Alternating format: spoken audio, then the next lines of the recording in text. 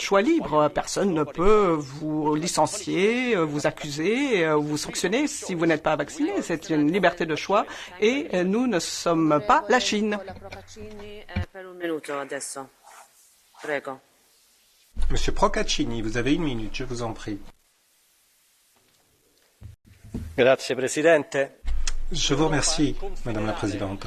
Une Europe confédérale avec des objectifs communs en termes de politique extérieure, d'économie, de culture, de défense.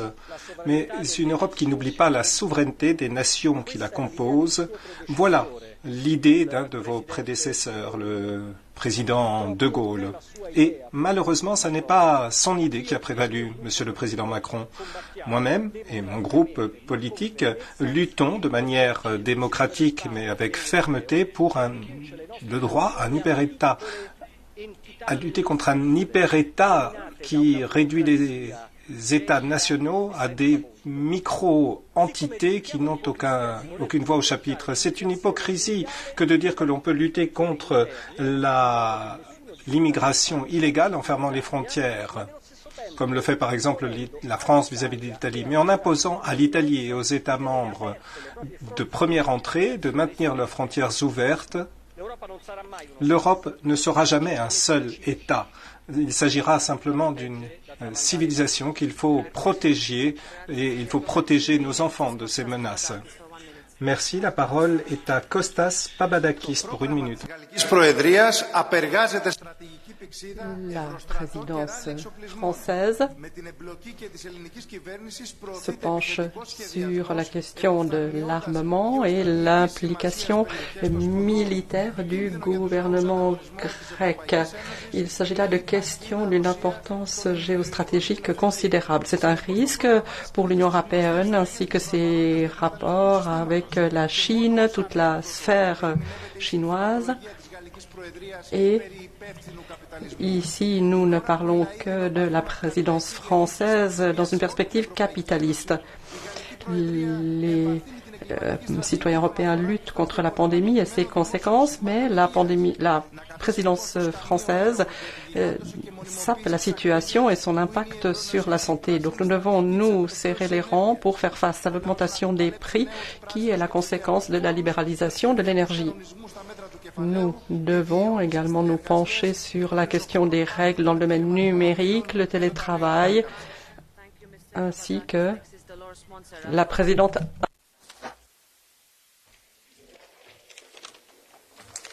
Gracias, presidenta. Merci, Madame la Présidente. Monsieur le Président Macron, d'importants défis nous attendent. La pandémie, le vaccin, nous devons faire avancer l'Europe de la santé. Lors de la crise économique, nous devons appuyer notre industrie, l'agriculture. Voilà pourquoi il nous faut utiliser de façon efficace les fonds Next Generation pour moderniser l'économie, créer des emplois. Il nous faut contrôle, transparence, ainsi qu'une exécution rapide et correcte des fonds. Il est inacceptable que des gouvernements comme l'Espagnol n'aient pas exécuté la moitié des fonds européens prévus pour 2021, alors que nous avons le taux de chômage le plus élevé en Europe. Monsieur le Président Macron, il est incompréhensible que l'Union européenne ne soit pas davantage impliquée dans l'intégration. Vous n'avez pas mentionné l'Amérique du Sud qui joue un rôle très important pour l'intégration européenne. Si nous ne faisons pas participer d'autres acteurs qui partagent nos valeurs, ils prendront notre place. Comme vous l'avez dit, le vide n'existe pas. La nature a horreur du vide. Nous devons récupérer notre rôle dans le monde. Merci. Merci beaucoup, Madame Montserrat. Madame Fritzon, 1 minute.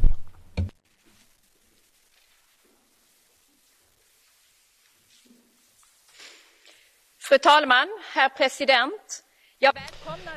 Madame le Président, Monsieur le Président, je me félicite des priorités de la présidence française, mais si nous voulons aller au-delà des belles paroles, il nous faut agir dès maintenant. C'est pourquoi une importante responsabilité pèse sur vos épaules, Monsieur le Président. La pandémie actuelle nécessite une coordination et une coopération pour qu'un plus grand nombre de personnes soient vaccinées. L'Union européenne doit jouer le rôle de chef de file dans la mutation verte et Et nous devons également incorporer l'égalité absolument partout. Un tiers des femmes en Union européenne n'ont pas d'emploi. Les jeunes filles, les fillettes subissent la violence jour après jour et il nous faut une nouvelle Union européenne dès maintenant. Nous ne pouvons pas attendre encore plusieurs décennies. Enfin, je viens de Suède et nous veillons à un salaire minimum pour défendre le modèle social de chaque pays. C'est très important pour mon pays. Merci de m'avoir donné la parole. Merci Madame Fritzen. Charles Goerens, 1 minute.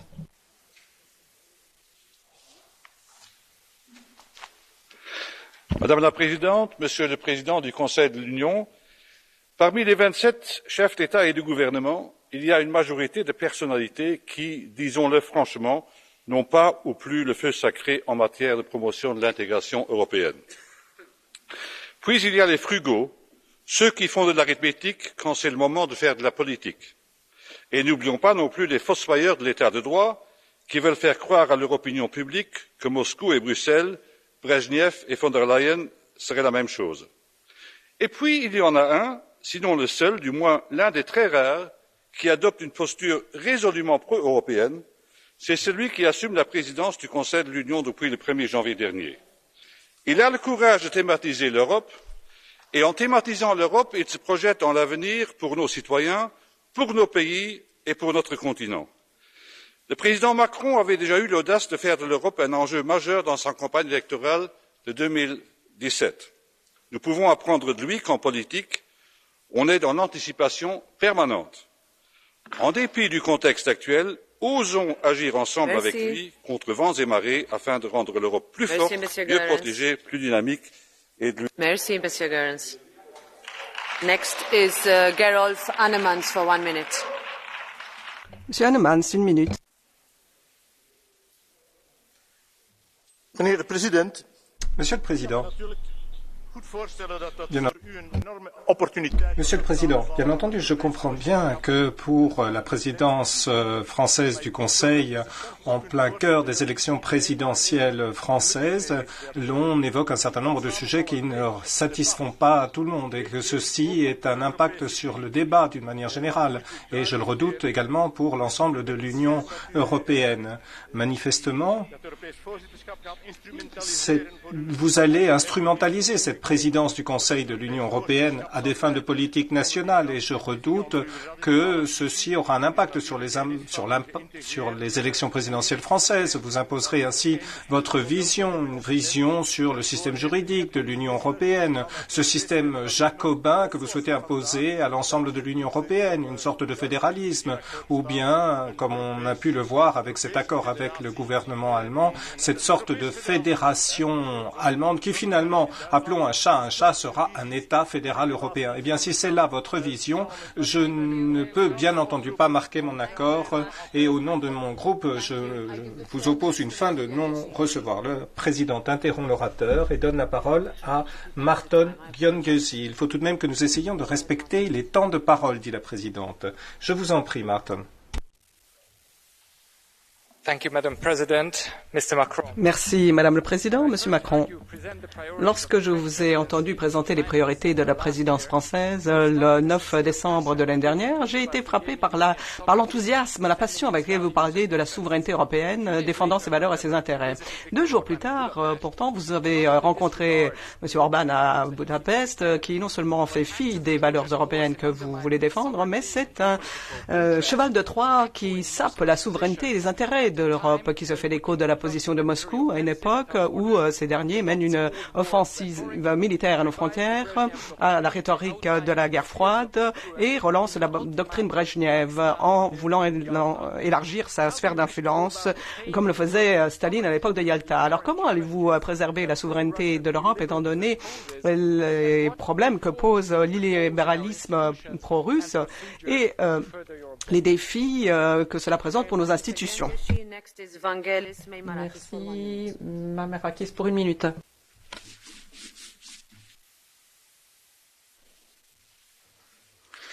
Monsieur le Président de la République française, tous mes vœux, bonne chance, car les défis qui vous attendent La crise en Europe, dans le monde entier, ces défis sont inouïs et revêtent plusieurs dimensions.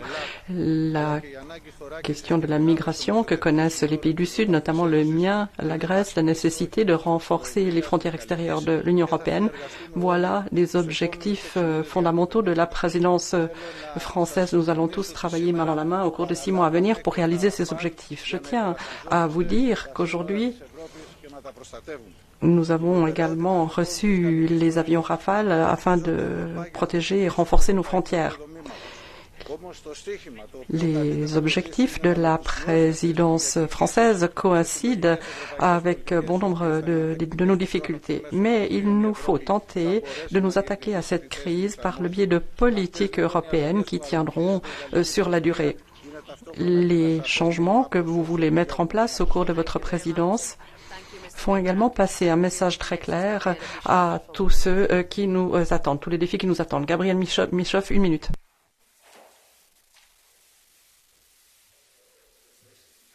Monsieur le Président, l'Europe sera sociale ou ne sera pas. Es ist kein Zufall, dass Et ça n'est pas un hasard si j'ai exprimé ces mots en langue française. Finalement, cela fait partie des priorités de toutes les présidences françaises, faire avancer l'Europe sociale. Et je dois dire que je marque mon plein accord avec vous. Ces inégalités sont source de problèmes majeurs. Et manifestement, il est vrai qu'il y a eu un accélérateur de flammes, c'est l'épidémie de Covid. Nous devons par conséquent nous engager pour des salaires plus justes, des salaires minimaux qui permettent de veiller à ce que les citoyennes et citoyens européens qui travaillent aient la possibilité d'être rémunérés de manière décente et qu'il faut par conséquent que nous ayons une politique adéquate. Et toute présidence française du Conseil ne peut se permettre de voir ces négociations évoquées et nous non plus, le Parlement européen, ne peut pas se le permettre. M. Schuman l'a dit toujours, d'autres l'ont dit avant vous, des efforts créatifs ont été faits, mais je vous adresse une requête. Veillons à ce que le 883 permette justement à ce que la législation sociale puisse aboutir à cette réalité que nous appelons tous de nos vœux. La présidente, merci beaucoup. Valérie Hayer, pour 1 minute.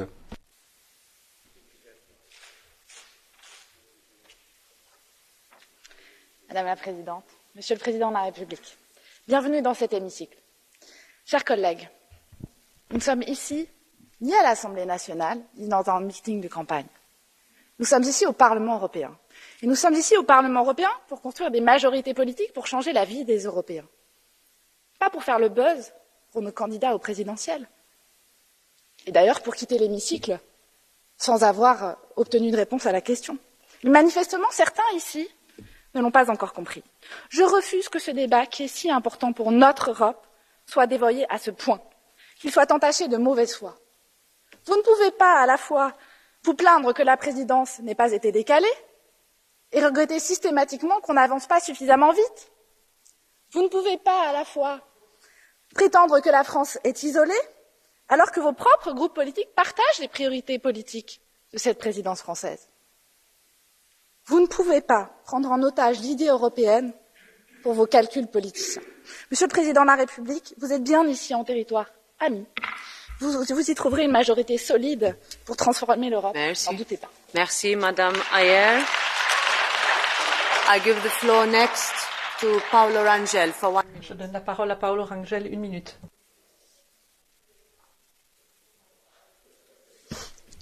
Thank you, Madame President, Monsieur le Président. Merci, Madame la Présidente. Monsieur le Président. Française. Do seu discurso, destaco duas falhas. Dans votre discours, j'ai noté 2 lacunes.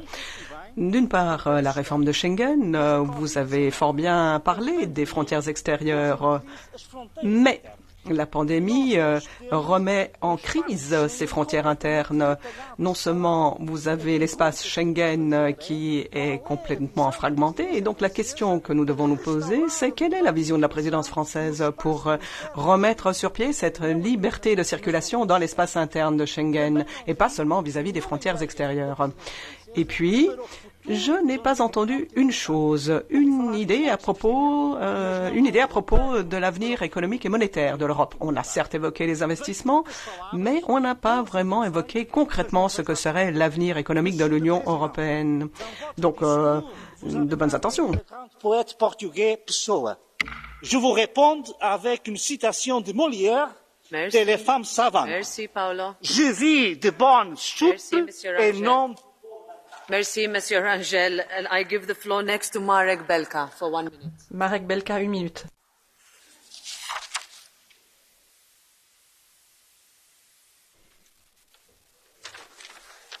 Madame President, President of the French Republic. Madame le Président, Monsieur le Président de la République, en 2020, les ministères néerlandais et français ont publié un document sur les aspects sociaux et durabilité des politiques économiques européennes. On y demandait des efforts accrus de la part de la Commission des États membres afin de mettre en œuvre des normes du travail ambitieuses ainsi que des critères de durabilité dans le fonctionnement du système international des échanges et de promouvoir une conduite internationale responsable.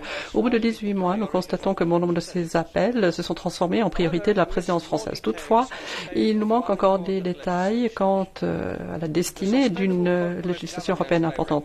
La directive sur la durabilité des entreprises a déjà été suspendue à 2 reprises. Et toutefois, le programme de la présidence fait allusion à cette législation comme une initiative future. Mais l'avenir, c'est maintenant et la présidence française devrait prendre des mesures concrètes pour que cette législation devienne réalité.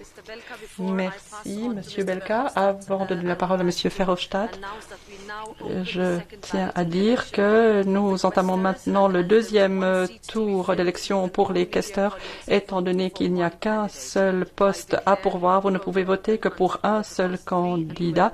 Donc, le vote est ouvert jusqu'à 15h15. Nous annoncerons le résultat à 16h. Excusez-moi, Monsieur Verhofstadt, j'ai empiété sur votre temps de parole. Allez-y, vous avez la parole.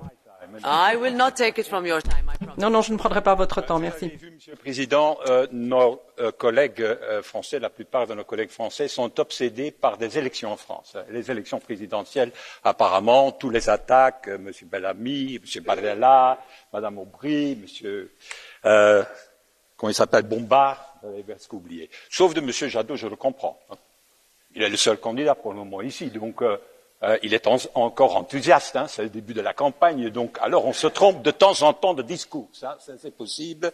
Moi je pensais que vous étiez antenne 2 ou TF1, quelque chose comme ça. Mais ceci dit, dont on a besoin, ce n'est pas de ces divisions pour le moment. Dont on a besoin pendant les 6 mois, c'est de l'unité européenne, parce que l'heure, Monsieur Jadot, est grave pour l'Europe.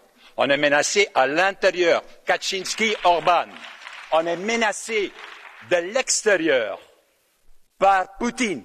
Et à ce moment-là, il faut de l'unité, pas seulement en France, mais en Europe en général. Et donc, je vous dis, Monsieur le Président, faites ce que doit, advienne que pourra, parce que je peux vous dire, en Europe, et les citoyens en Europe, ils vous soutiennent, ils comptent sur vous. Merci beaucoup. Merci beaucoup. I give the floor next for 1 minute to La parole pour 1 minute est à Esther de Lange.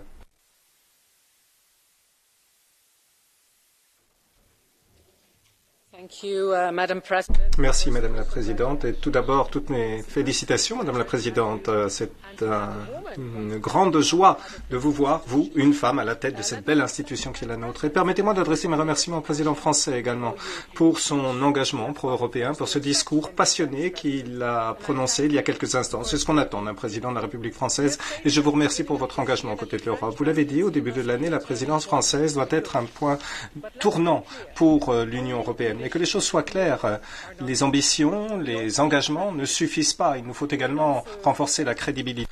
Je me demande, je pense qu'il y en a beaucoup qui se demandent si votre politique budgétaire, si vos dépenses publiques sont vraiment dans l'intérêt de la France et de l'Europe, ou plutôt dans l'intérêt de votre campagne de réélection. It's true, all member states have Il est vrai que tous les États membres ont eu à faire face aux conséquences économiques de la crise du Covid. Et l'Union européenne, vous l'avez dit vous-même, a pris une décision historique, à savoir mettre en place le fonds de relance. Mais il faut que nous discutions de la façon la plus intelligente de veiller à nous doter de bonnes règles budgétaires. La France n'a jamais autant violé les règles budgétaires qu'au cours de la première année de ce président et de ce mandat. Et par conséquent, la France, il faut qu'elle soit prête à adopter des réformes de manière à ce que l'on puisse effectivement se doter d'une Europe plus forte, mais ensemble. La présidente. Merci beaucoup, Madame De Lange. La parole pour 1 minute est à Aurore Lalucq. Merci, Madame la Présidente, chers collègues, Monsieur le Président. Au niveau européen, quand on peut imposer le nucléaire, on peut tout imposer après. Donc la question maintenant est de savoir ce que la France veut vraiment, précisément, concrètement. Et j'insiste sur ces termes, parce qu'au niveau européen, la France fait de magnifiques discours, de belles envolées lyriques qu'on achète tous. Quand on pousse la porte des négociations, c'est un tout petit peu plus compliqué. Elle est petit bras quand elle ne participe pas à réduire l'ambition de certains discours, de certains traités ou directives. Je pense notamment à l'accord sur la fiscalité ou la réglementation bancaire ou encore, évidemment, à la taxonomie. Donc, la question, elle est simple. Est-ce que la France va défendre avec la même ferveur qu'elle a défendu son nucléaire une réforme ambitieuse du pacte de stabilité et de croissance? Et si oui, laquelle? Est-ce qu'on va exclure les investissements verts? Est-ce qu'on va exclure aussi du calcul de la dette et des déficits le salaire des fonctionnaires? Parce que la santé, le social, la recherche, l'enseignement, c'est de l'investissement.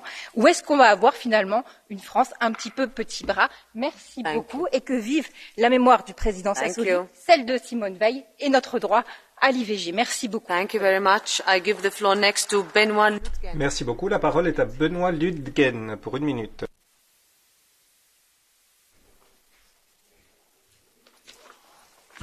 Madame la Présidente, Monsieur le Président, est-ce que vous croyez sincèrement que vos 3 promesses démocratiques, de progrès et de paix pourront se réaliser si l'Europe ne devient pas une chance pour tous?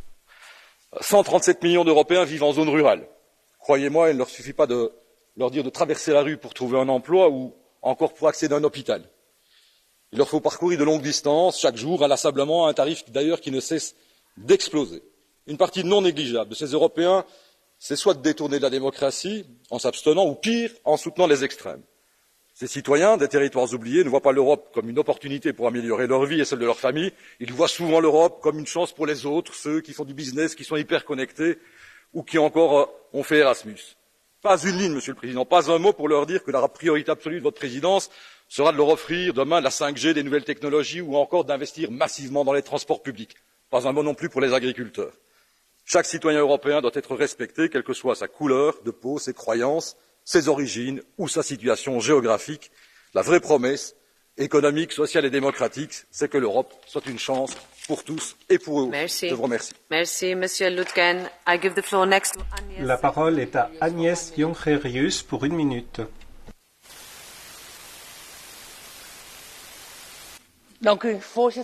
Je vous remercie, Madame la Présidente. Et Monsieur le Président Macron, je suis heureuse de constater que nous sommes d'accord sur une priorité importante, c'est-à-dire des salaires minimaux plus élevés dans l'ensemble de l'Union européenne. Et en ce qui me concerne, c'est une recommandation qui est essentielle. Cela permet précisément de se doter de vraies règles du jeu européen, de manière à ce que toutes les Européennes et tous les Européens aient un salaire décent pour le travail qu'ils effectuent. Vous semblez ne pas vouloir perdre de temps, et donc nous attendons de vous, Monsieur le Président, qu'avant l'été, vous prenez des positions claires dans les domaines essentiels, celui notamment de l'ajustement aux objectifs 55, et que vous fassiez des propositions.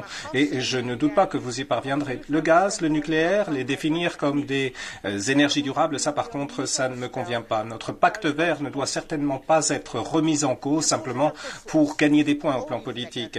Et pour conclure, le travail des enfants, des mauvaises conditions de travail, des salaires inacceptables, voilà autant de réalités contre lesquelles il va falloir lutter. Et par conséquent, il ne faut pas reporter cela plus tard, il faut faire des propositions concrètes de manière à ce que nous fassions face à nos responsabilités communes et il faut un mandat du Conseil clair en la matière. Merci beaucoup. La Présidente.